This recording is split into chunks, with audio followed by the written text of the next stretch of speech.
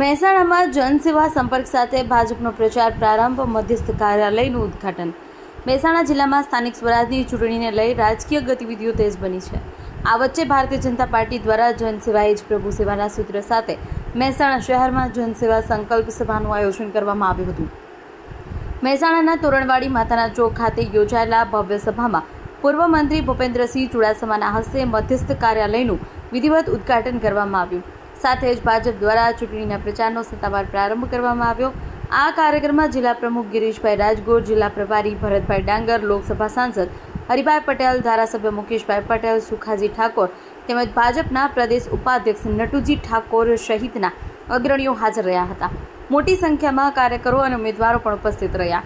આ અવસરે નેતાઓએ મળી જનસેવા સંપર્ક લીધો અને આગામી ચૂંટણીમાં વિકાસના મુદ્દાઓ સાથે જનતામાં જવાની પ્રતિબદ્ધતા વ્યક્ત કરી.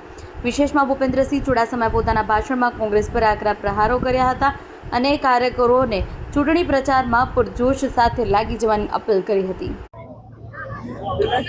ભારતીય જનતા પાર્ટી એનો કાર્યકર્તા એ પ્રજાને સમર્પિત છે. જનસંઘના સમયથી જનસંઘ અને એટલે વખતના સૌ કાર્યકર્તાઓ એ પ્રજાને સમર્પિત. જેમ જેમ અમે સત્તામાં આવ્યા તો હવે અમે જનસેવા સંકલ્પ તરફ આગળ વધી રહ્યા છીએ. મહેસાણા જિલ્લામાં આજે મહેસાણા ખાતે મહાનગરપાલિકા પહેલીવાર બની છે. એના 52 ઉમેદવારો જનસેવા સંકલ્પ લઈ રહ્યા છે.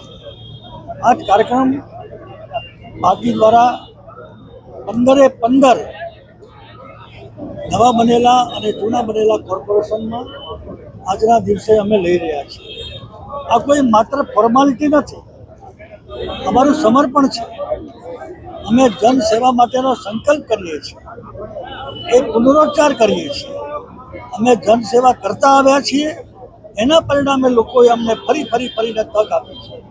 ગુજરાતમાં વિધાનસભામાં અમે 30 વર્ષથી છીએ. ગુજરાતના બધા કોર્પોરેશનમાં પણ અમે 30 વર્ષથી છીએ.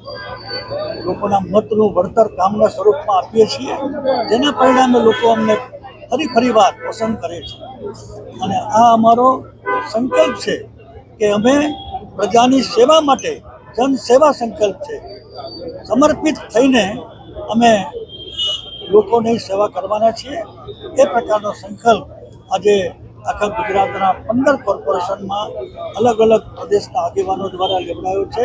એના ભાગરૂપે આજે હું પ્રદેશના આગેવાન તરીકે અહીં મહેસાણામાં આવ્યો છું. અને દેશ અને દુનિયાના સમાચાર જોવા માટે અમારી ચેનલ MG લાઈવ ન્યૂઝને સબસ્ક્રાઇબ કરો અને બેલ આઇકોન પર ક્લિક કરો, જેથી રોજની અપડેટ આપને મળતી રહે.